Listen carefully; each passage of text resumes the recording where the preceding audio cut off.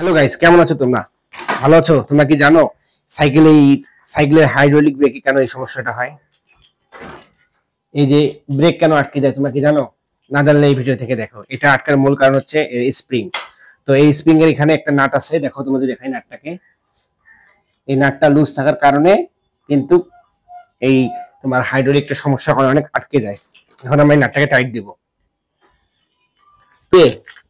আমরা নাটটাকে হালকা একটু লুজ দিব। নাটটাকে লুজ দেওয়ার পর তারপরে আমরা নাটটা টাইট দিব।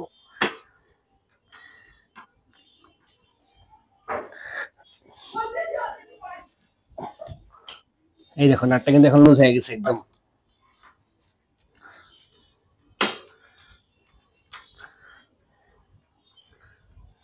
এই দেখো নাট লুজ হচ্ছে। এখন নাটটা লুজ হওয়ার পর এই মেশিনটাকে একটু এভাবে করে তারপরে সুন্দর মতো আবার টাইট দিতে হবে।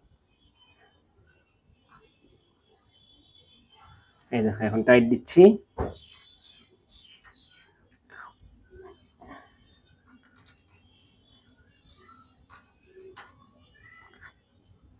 এখন দেখো কত সুন্দর হলো।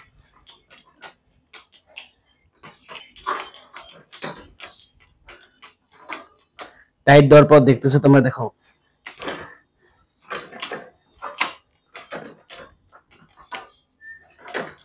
তো তোমাদের ব্রেকের যদি এরকম সমস্যা হয়ে থাকে তাহলে শুধু এই ছোট্ট একটু ব্রেকের মধ্যে কাজ করলে তোমাদের ব্রেকটা ঠিক হতে পারে।